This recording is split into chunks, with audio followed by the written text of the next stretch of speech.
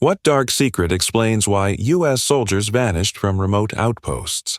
What force, human or otherwise, could make trained men disappear, leaving only silence and spent shell casings behind? Night presses cold against the mountains. A radio hisses with half words. A guard whispers a name, hears no answer, and steps into the dark. By sunrise, his footprints fade into frost, and the outpost wakes to an absence that feels heavier than the rifles they carry. One missing becomes two. Two becomes a pattern. In declassified pages, a single line recurs like a heartbeat. Personnel unaccounted for. In 1968, a fire support base in the jungle recorded a patrol that never returned, though the trail ran straight as a cut vein. In 2009, a valley in Nuristan swallowed a runner between bunkers less than 70 meters apart. Cameras froze, then blinked back to life, with nobody on the frame. And somewhere in Alaska's waist-high fog, a World War outpost logged a sentry who called in lights he couldn't place, then nothing. The official stories point in every direction. Ambush, defection, weather. But a darker thread runs beneath them all, tight as wire. Tonight we follow it. We will climb into cold watchtowers, read the last lines men wrote, and step across the exact thresholds where they vanished. One truth binds these ghosts. We just have to find it, before it finds us. The map that lied. The ridge looked honest on paper. A clean spine of rock, a straight line of sight, 2 bunkers, 1 path. On the map, it was geometry. On the ground, it was a trap. The mountain breathed. Wind sheared. The path buckled into steps of shale that slid underfoot. Men learned to move like ghosts, low and slow, because the sky saw more than they did.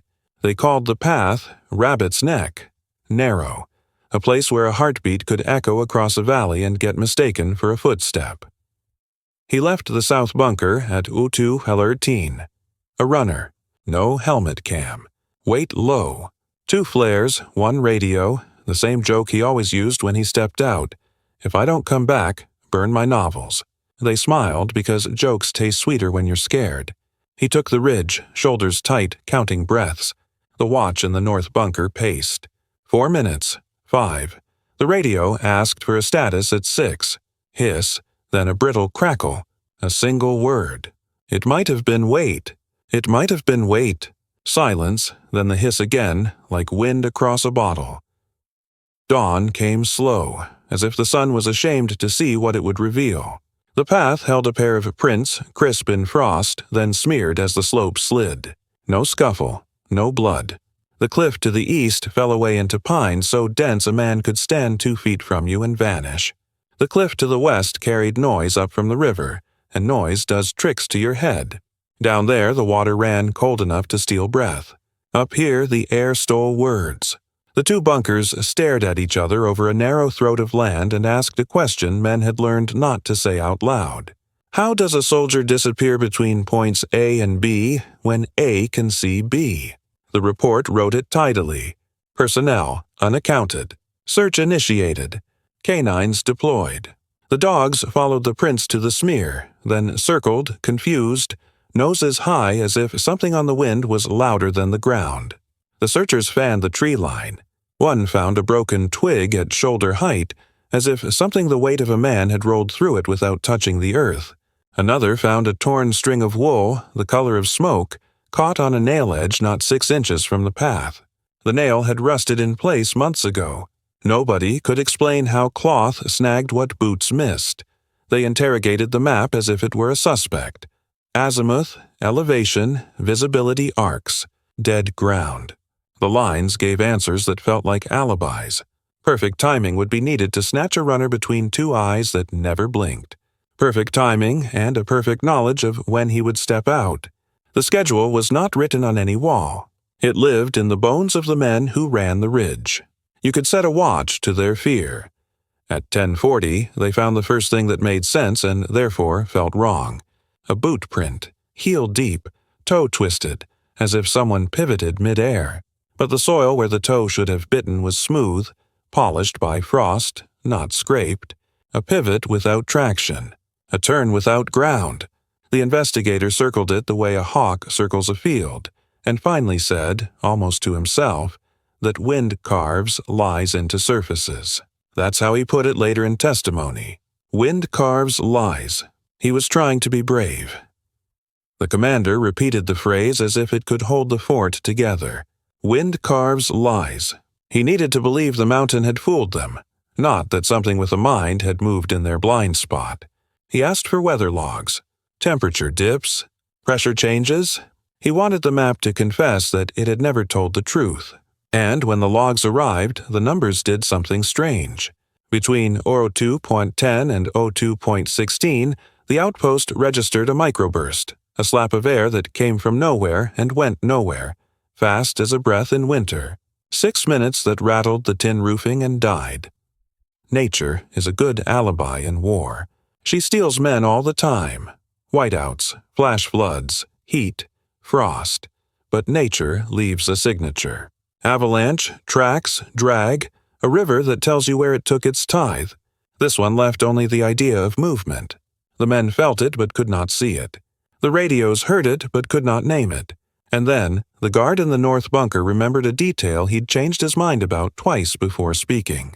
At the moment the wind punched the ridge, the outpost's camera pointed toward the path flickered, then switched to an archived feed for exactly 3 seconds. When it returned, the frame was empty. He hadn't said it earlier because he feared what it sounded like.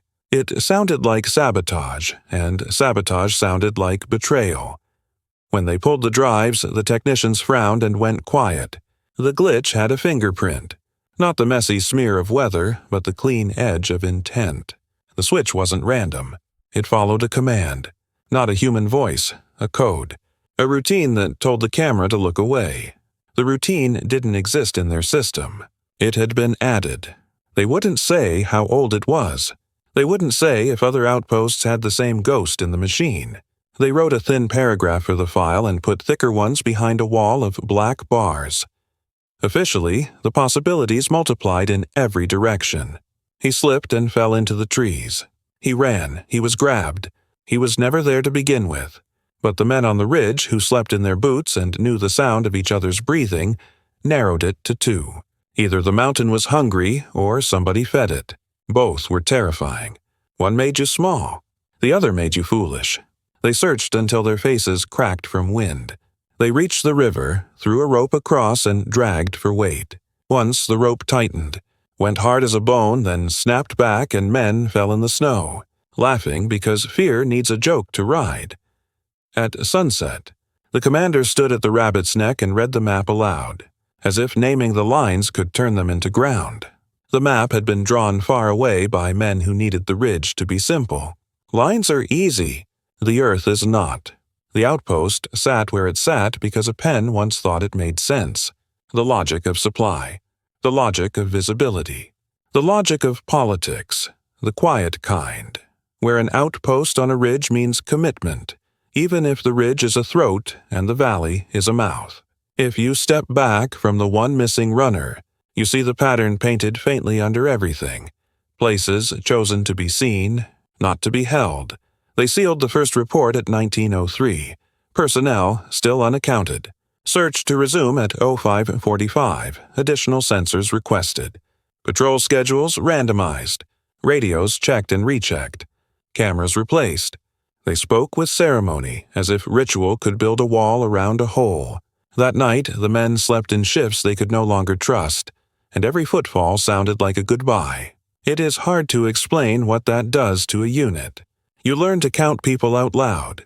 You learn to measure distance in names. Morning brought visitors. Not the ones you expect. Not chaplains. Not medics. Suits. Quiet shoes on boards. They never said which branch, and the patches didn't help because there were none.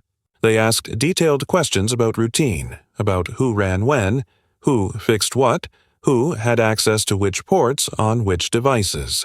They asked if anyone had complained about the path. They asked if anyone had asked to be transferred off the ridge. They asked it gently, warmly, almost like friends. But every warmth throws a shadow. The men began to wonder if the map had lied to them by accident, or if someone had told the map to lie. There was a payoff that day, small but real, lurking in a device nobody trusted. A motion sensor on the west side of the neck. The cheap kind that squeals for no reason in the wind logged a clean hit at 02.14, 2 meters off the path, then another at 02.15, 1 meter beyond that, then nothing. A line, drawn through air, parallel to the ground, as if a man had moved where no man could walk. The tech who read it shrugged, then frowned, then leaned in, and the outpost stopped what it was doing to listen. The data told them what their eyes refused to accept. At the exact moment the camera blinked, something moved in a way that only made sense if the ground was not where the map said it was. The ridge's geometry was wrong. Not a lot, just enough for a human being to pass through a plane of vision as if swallowed by the angle. That's when the commander did the bravest thing he would ever do on paper. He filed a change request. He wrote that the outpost's placement was tactically unsound for night runners due to a hidden dead ground at the neck, caused by a micro-terrace of rock that the initial survey missed and the map flattened out. He wrote that the two bunkers could not see each other in the way the diagram claimed. He wrote that the enemy could step into that seam, for seconds, and in those seconds, a man could be taken. He did not use the word abducted. He did not use the word betrayed. He used the word seam. It was a small word with teeth. Now the first payoff is here and it changes the air. The mystery is no longer just fog and fear. It has a shape. A seam in the earth and a seam in the system. Human hands chose the spot. Human eyes missed the angle. Human code told the camera to blink at the perfect moment. You can feel the pattern begin to rise from the page. If this is your kind of hunt, if you want to walk the ridge with us in the next chapters, follow this story, share it, and stay with the team. It keeps us on the trail, and it brings more eyes to the map that lied. The sound that wasn't there, the valley didn't sleep anymore. Every creak of timber, every pop of cooling metal made hearts kick like gunfire. Yet, when the next disappearance came, it began with nothing. No shout, no struggle, not even the wind. Just an absence. The kind of silence that eats through radio static like acid. The outpost's new commander, Captain Rains, had a habit of listening more than he spoke. He'd been sent after the Rabbit's Neck incident to stabilize morale, though the men said the ridge itself didn't want peace. He started by reviewing the old logs, audio feeds from each night's watch, layered hums of generators, coded chatter, random clicks. But in the file from 0214, the same minute the runner vanished, he heard something that wasn't exactly silence. It was subtraction, a hollow between sounds, a vacuum where the world seemed to blink out. He replayed it with headphones, eyes closed, waiting for a clue. A faint scream, a breath, a twig crack. Instead, the gap widened. The hiss before it was rich and alive. After it, the hiss was thinner, distant, as though the microphone had been moved to another world. Rains called in the communications tech. Corporal Heller, a wiry man whose nervous fingers never stopped moving. They isolated the waveform. That dip, Heller said, tapping the screen, isn't random interference. It's structured, like a pulse. It's repeating, but the interval isn't human. He adjusted the gain. Under the hiss, faint and rhythmic, came a pattern. 3 short beats, 1 long, then 3 again. Almost Morse, but inverted. The captain frowned. Could it be an enemy jammer? Heller shook his head. Jammers flood frequencies. This cuts them. They checked other outposts' archives. The same pulse appeared on nights when men went missing. Afghanistan, Vietnam, Korea. Different decades, same fingerprint. The deeper they dug, the more it looked like a ghost in the wires, whispering through history. Rains filed for a specialist. 2 days later, an acoustic analyst named Dr. Keats arrived by helicopter. Civilian, pale, wearing headphones even when he wasn't listening. He introduced himself with no salute and asked for the raw feeds. That night, while soldiers cleaned rifles and kept watch, Keats sat alone in the comms hut, headphones clamped tight, eyes wide as if staring through the dark. At dawn, he found Rains outside smoking. "It's not a sound," he said flatly. "It's a void. Rains exhaled a stream of smoke. Meaning? Meaning something is absorbing frequencies between 18 and 22 kilohertz. That range shouldn't matter to human hearing, unless the brain's trying to fill the missing data. Your men aren't hearing it, they're feeling it. He paused, looked toward the ridge. It's like the landscape itself is erasing noise. The words sank like a stone in the captain's gut. Erasing noise. He thought of the first runner, of the seamless silence that had replaced his radio signal. Could the mountain be feeding on sound itself? That night, Keats set up new microphones across the ridge, parabolic dishes aimed at every hollow and slope. The air was brittle, stars sharp as knives. The men avoided eye contact as though the dark might listen back. At 0211, the radios crackled with a whisper, not words, a low hum that trembled bones. The microphones registered it at multiple points, east slope, command tent, even inside the mess hall. It wasn't coming from one direction. It was everywhere. Rains ordered everyone inside. Keats kept recording. At 02.14, the hum spiked, and for 3 full seconds the sound vanished completely. Every mic flatlined. Even the generator's steady throb went mute. Then a pop, like pressure released, and the hum returned, softer this time, almost relieved. When dawn broke, they reviewed the data. During those 3 seconds, every electronic device on base had recorded the same impossible reading. Absolute silence. 0 vibration. No mechanical resonance, no human heartbeats on the med sensors, nothing. For that moment, the outpost hadn't existed in the physical world. Rains looked at Keats. You said it's not a sound. Then what is it? Keats hesitated. Maybe not a what, maybe a where. The captain's hand tightened on the table.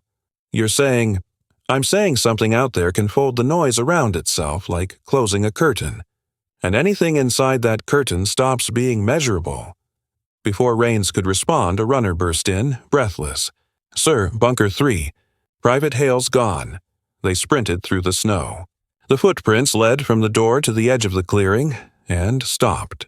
No drag marks, no blood, just one print half melted into ice as if the ground itself had softened. The same as Rabbit's neck, Rains radioed command, voice steady but hollow. Another disappearance. Same conditions. He caught Heller's eyes, wide, trembling. I was monitoring the mics, Heller stammered. During the silence, someone whispered my name. The captain turned slowly. You're sure? It was my voice, sir, but I wasn't speaking. That night, the outpost turned into a cage of whispers.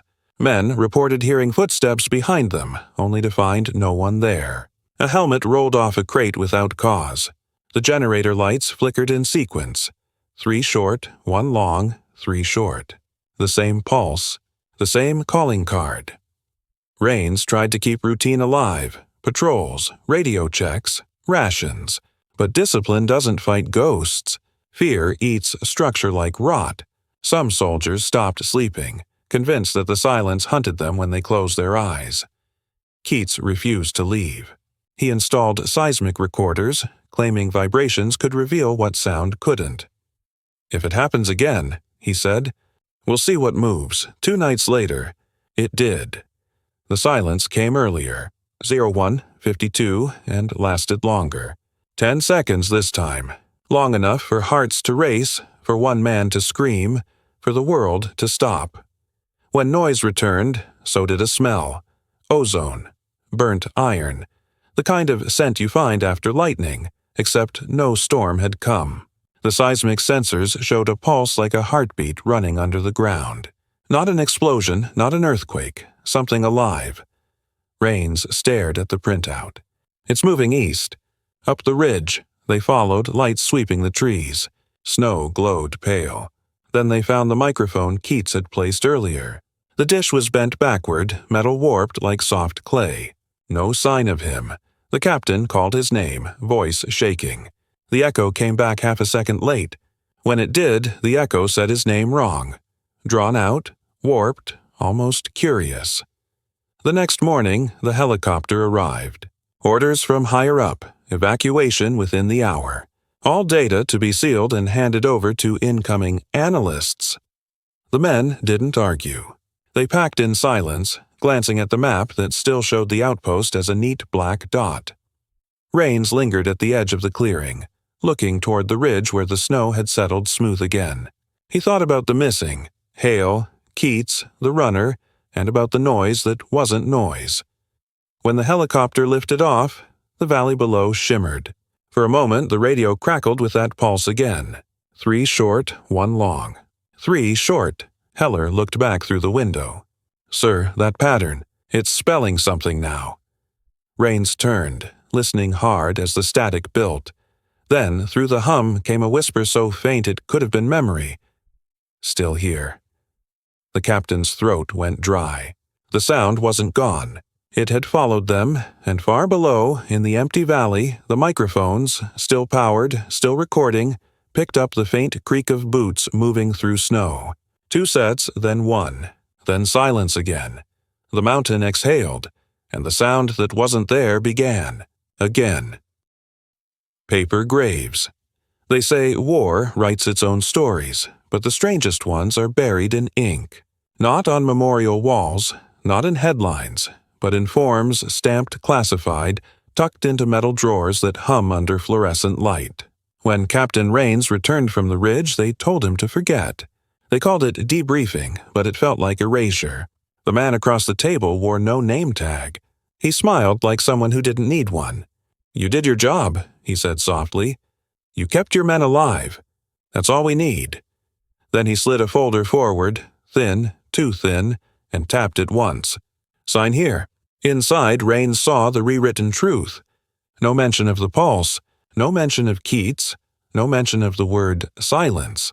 The official story: adverse terrain, communication failure, personnel unaccounted due to operational exposure. Every lie wrapped in polite grammar.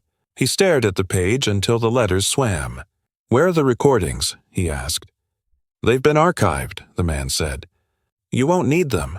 But he did need them. Because when he closed his eyes, he still heard that hum. 3 short, 1 long, 3 short, threading through sleep like a code that refused to die. He left the base that night under the excuse of fresh air. In truth, he broke into the comms trailer. The drives were gone, shelves wiped clean except for a single file left behind by accident or mercy, a printed transcript of radio logs. It ended abruptly at 01:52, the moment before the silence took hold. But below the timestamp, faintly, a pen had scratched 2 words in handwriting not his own. Not gone. He folded the paper, slipped it into his jacket, and walked out. Weeks later, in a government archive 3 states away, an intern found something she wasn't supposed to. She had been digitizing microfilm from the Vietnam era. Reports labeled operational losses, anomalous events. Her scanner caught one page where the ink bled in strange spirals.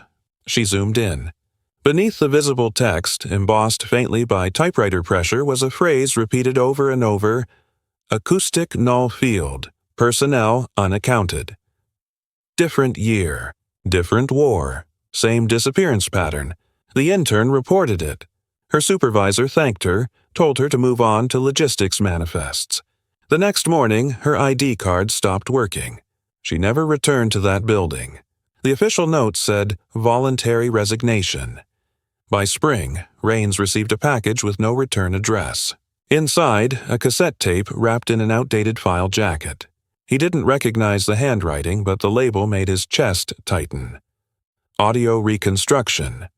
Site 29. The Ridge. He borrowed an old player, pressed play. The tape hissed, then cleared. At first, ordinary sounds. Wind, boots crunching frost. Then the hum, low and steady. But something else hid beneath it. Voices. They weren't shouts or screams, just talking. Layered, dozens of them, overlapping like echoes from different times. Some used old radio codes from decades before. Others whispered coordinates. A few said names. His name. Rains leaned forward, trembling. "Keats?" The hum shifted pitch. For a heartbeat, he thought he heard a reply. "You shouldn't have listened." Then the tape ended. He didn't sleep that night. Instead, he read everything he could find about null fields. old declassified experiments, sound manipulation tests, projects that studied how pressure waves could alter perception, erase signals, confuse compasses. Most files stopped mid-sentence, stamped terminated for safety reasons. But the locations listed matched known combat zones, small remote outposts that vanished from maps after brief use. It began to fit together like a pattern drawn in fog. The vanishings weren't isolated. They were connected by a chain of experiments, psychological, acoustic, maybe something darker, tests hidden beneath the noise of war. He needed proof. So he reached out to an old contact, Sergeant Ochoa, who'd served in intelligence logistics. Ochoa met him in a diner near the airfield, wearing civilian clothes that didn't quite hide the soldier underneath. "You're not the first to ask," Ochoa said quietly, stirring coffee that had long gone cold. "There's a section in the old archives called Echo Protocol. Black Ops listening posts. They tried to weaponize silence, create zones where enemy communication would die. But they didn't realize it worked both ways." "Both ways?" Ochoa's eyes darted around the room. "You block sound, you block awareness. Men vanish not because something takes them, but because their presence is overwritten, like they were never there." Rains swallowed. "Then how do we remember them?" "That's the point," Ochoa said. "We don't. The reports are rewritten before anyone asks too many questions." He slid a folded document across the table. "Keep this quiet. You didn't get it from me." Inside was a single-page directive. Project Echo, Active Test Zone. Rabbit's Neck, ELEV, 4600 FT, authorized under Joint Acoustic Field Trials. Primary objective: observation of sound null persistence. The date made Raines's stomach drop. It was 2 weeks before his deployment. He looked up, but Ochoa was already gone. Back in his room, he stared at the page until dawn. He realized the outpost hadn't been a mistake. It had been a lab. They hadn't been guarding a border. They'd been sitting inside an experiment, unwitting subjects in a field that consumed its own observers. He returned to the ridge 6 months later, alone. The base had been dismantled, replaced by tarps and overgrowth. But the hum was still there, faint under the wind, like the Earth's heartbeat. He unpacked his recorder and spoke softly into it. "To whoever finds this, we were never missing. We were erased." The static rose, swallowing his words. The recorder blinked red, then black. Miles away, in a quiet office, a clerk typed up a new report. "Former personnel Captain Raines, unaccounted." In the filing room, the folder slipped into a cabinet marked Echo Protocol. Closed. The drawer shut with a sigh. Inside, hundreds of other names slept under layers of dust and deception. But as the lights dimmed, one file began to hum faintly, as if remembering the voices trapped inside. And somewhere, deep in the mountains, a new outpost was being built, its coordinates matching a familiar pattern. The wind over Rabbit's Neck carried no sound. But if you listened closely enough under the silence, you could almost hear it whisper, "Not gone." Trade winds and quiet deals it began with a storm. Not the kind that shakes trees or floods trenches, but the kind that sweeps through documents and rearranges truth. After Captain Raines vanished, his case file was moved under a new code, Echo Terminated. But some files refused to stay buried. One reached a journalist in Kandahar, forwarded anonymously through a forgotten channel, an envelope filled with copied memos, handwritten notes, and a single sentence that seemed to breathe between the lines. They built the outposts where sound couldn't carry. Her name was Dana Holt.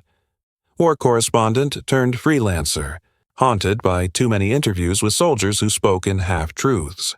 She knew patterns when she saw them.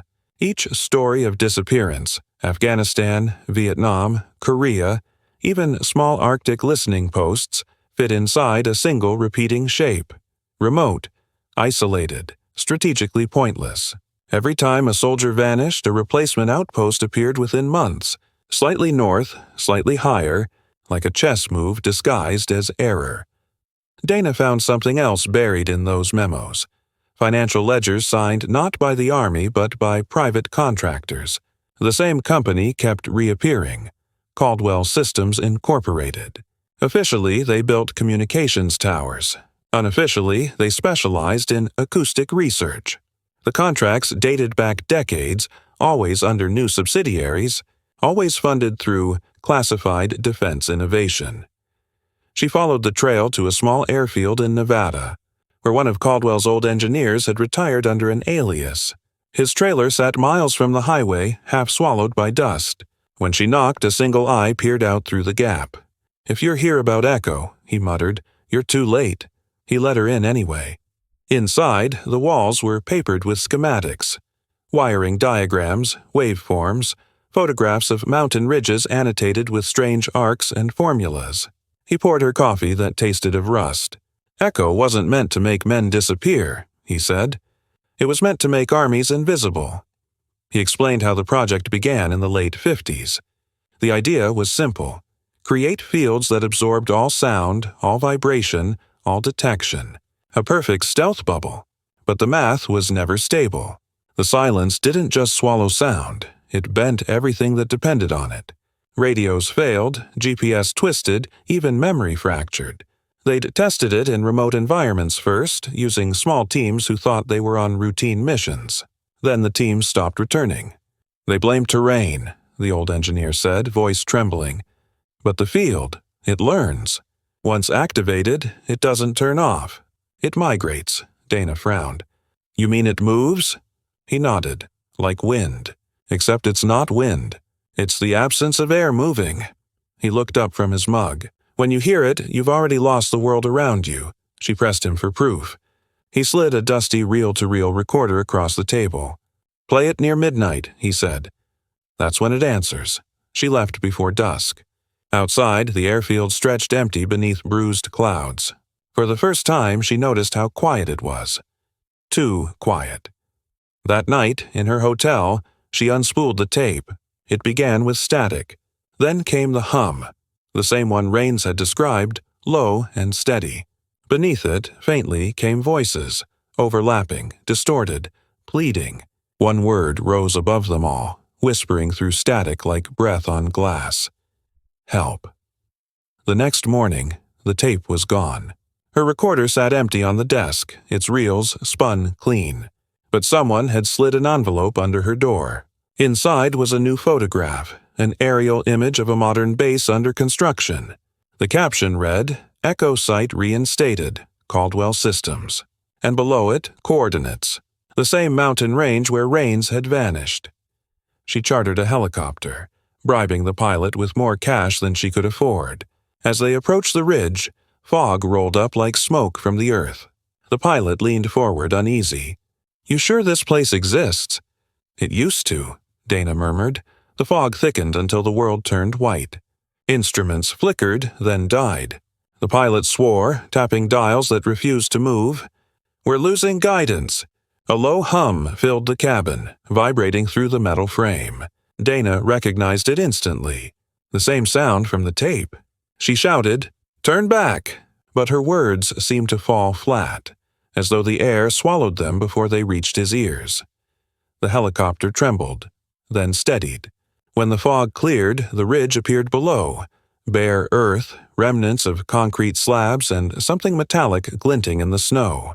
A tower, skeletal and incomplete, its surface covered in black panels that seemed to drink light. They landed near the edge. The silence was so deep it made her ears ache. She stepped out, camera in hand. The ground beneath her boots hummed faintly, like electricity under skin. Then she saw them. Metal cases marked with the Caldwell insignia. Inside one, frozen wires coiled like veins, feeding into a humming device the size of a coffin. A generator, but not for power. For silence. Her voice shook as she recorded. "This is Dana Holt. I'm standing at what appears to be an unfinished acoustic installation. The air pressure is unstable, the sound level near zero. If this footage reaches anyone..." The hum surged. The ground rippled.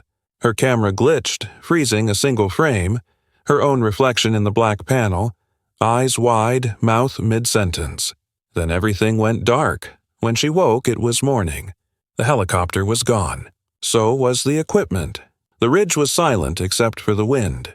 She stumbled downhill until she found tire tracks leading to an unmarked truck convoy.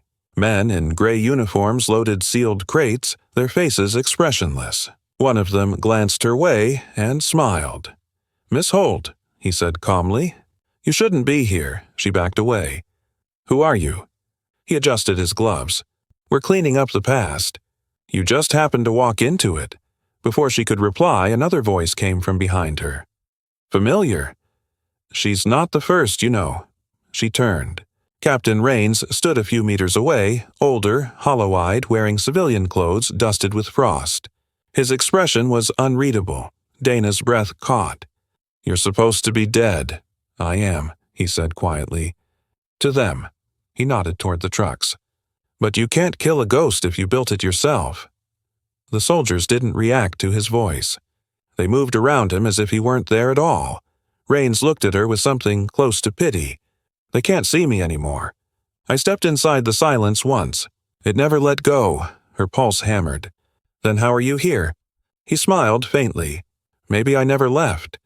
The hum began again, rising beneath their feet. The trucks blurred at the edges, outlines melting like candle wax. Rains took her hand. "You have to run before it resets." She stumbled backward, heart slamming against her ribs. "What resets?" "The field," he said. "It doesn't erase places, it replays them." Light fractured. The ridge warped, dissolving into haze. She heard voices again, hundreds of them, whispering in unison. The wind pressed cold against her ears. When she opened her eyes, the ridge was empty. No trucks, no tower, no Rains. Only her recorder lying half-buried in snow, the red light still blinking. She picked it up, trembling. The playback showed one frame frozen between static, a silhouette of a man on the ridge, hand raised as if in farewell. Back in the city, Dana tried to publish her findings. The editor read her article, nodded gravely, then said, "Compelling, but unverifiable." The story never ran. Days later, her emails began bouncing back. Her credentials disappeared from the press registry. When she called Caldwell Systems, a polite voice said no such company existed. Yet at night, when her apartment fell quiet, the hum returned. Soft, persistent, coming not from outside, but from the walls. She moved closer, pressing her ear to the plaster. Somewhere within that sound, faint and rhythmic, she heard her own voice whispering back, "Not gone." And in the city's deep quiet, another outpost was already being marked on a map. One more dot, one more silence waiting to swallow its next name. The dark, secret rain struck the window like impatient fingers. Dana sat in the dark, every light in her apartment off, listening to the hum that wouldn't stop. It was faint, like a heartbeat through concrete, but always there, under the noise of the city. Each night it grew closer. She tried to record it again, but every playback came out blank. Only silence. It was as if the sound existed only for her. She hadn't slept in 2 days. Her phone was dead, her laptop wiped itself the moment she tried to upload the footage. Someone had been inside. She could smell cigarette smoke that wasn't hers. Still, she stayed, because she had nowhere else to go, and because she couldn't leave the only thing she still understood, the mystery. At 3:12 a.m., there was a knock on the door. 3 short, 1 long. 3 short. She froze. The rhythm was exact. The pattern from the recordings, from the ridge, from the hum that had followed her home. The knock came again. She stepped toward the door, whispering to herself, "It's not real." A voice answered, low and calm. "It's real enough, Dana." She opened the door. Rains stood in the hallway, coat dripping rain, eyes hollow but alive, or almost alive. His skin looked wrong in the light, pale like frost under glass. "You're not supposed to exist," she said, voice shaking. He stepped inside. "Neither are the men who disappeared. But we do." He set a folder on her table. Inside were photographs, grainy surveillance stills of construction sites, mountains, and fenced compounds. Each marked Echo Reinstatement. The latest image made her stomach twist. It wasn't a mountain this time. It was a desert, flat, endless, and occupied by brand-new military tents. "They're expanding it," Rains said. The silence field wasn't a failure. It was a prototype. She stared at him. For what? For control, he said simply. Not of sound, of perception.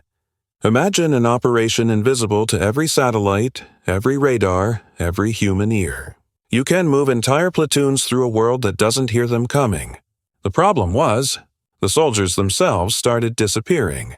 Because the field doesn't just hide you, it erases you from everything that remembers you exist. He turned away. That's what happened to us. The hum deepened around them. The walls seemed to breathe. Dana felt panic rising. Why me? Why bring this to me? Because you're the last one still listening, he said. They can't erase what's recorded in memory, only what's stored on paper or tape.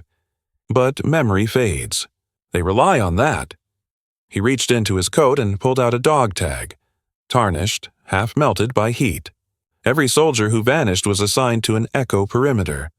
They were told they were defending supply lines. But look closer at the maps. Those outposts weren't guarding anything.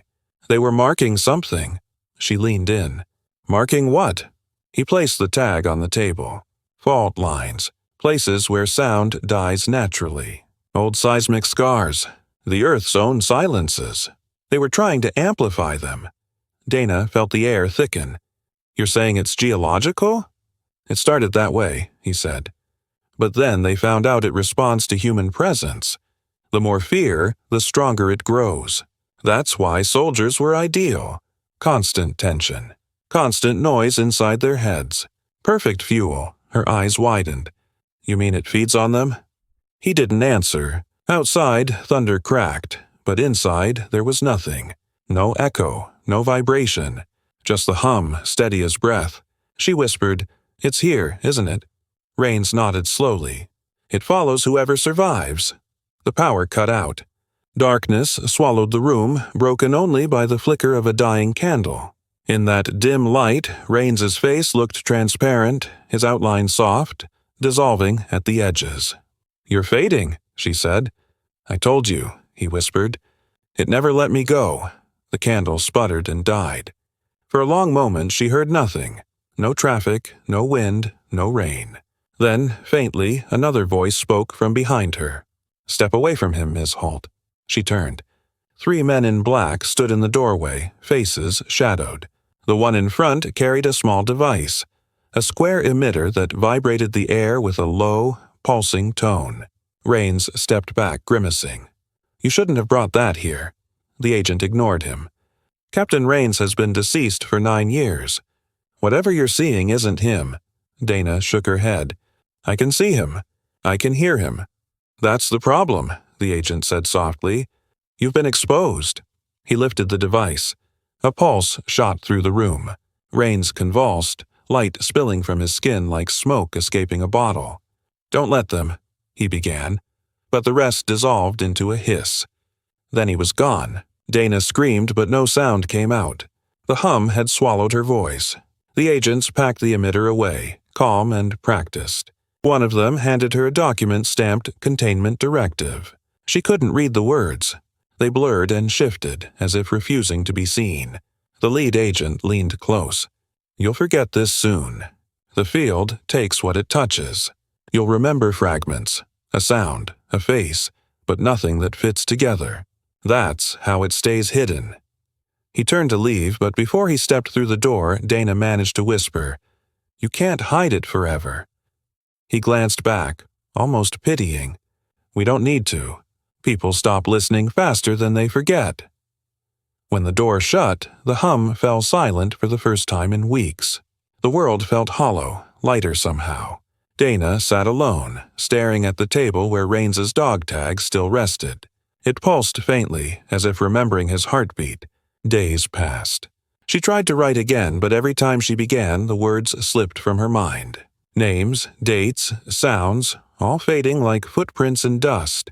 She began to wonder if any of it had been real. Then, one morning, she opened her window. Across the skyline, construction cranes rose where there had been none before. New towers, distant, glinting faintly in the sun. The air was unusually still. Her phone buzzed. A message from an unknown number. Just coordinates. Beneath it, a single phrase. Final test. Site active. She stared at it, heart pounding. Her fingers trembled over the keys. For a moment she considered deleting it, pretending the world made sense again. But she couldn't. Because beneath the city's noise, the hum had returned. Louder now, closer, almost. Beneath her floor, she picked up the dog tag, feeling its cold weight. Then she looked toward the coordinates again. They were only 50 miles away. Not gone, she whispered. Outside, the clouds gathered low, pressing against the skyline like a lid closing over the world. The air tightened. Somewhere far off, thunder began, but no sound followed. And in that breathless silence she realized something horrifying. The sound hadn't followed her. She had been carrying it all along. The light flickered once and the world went still.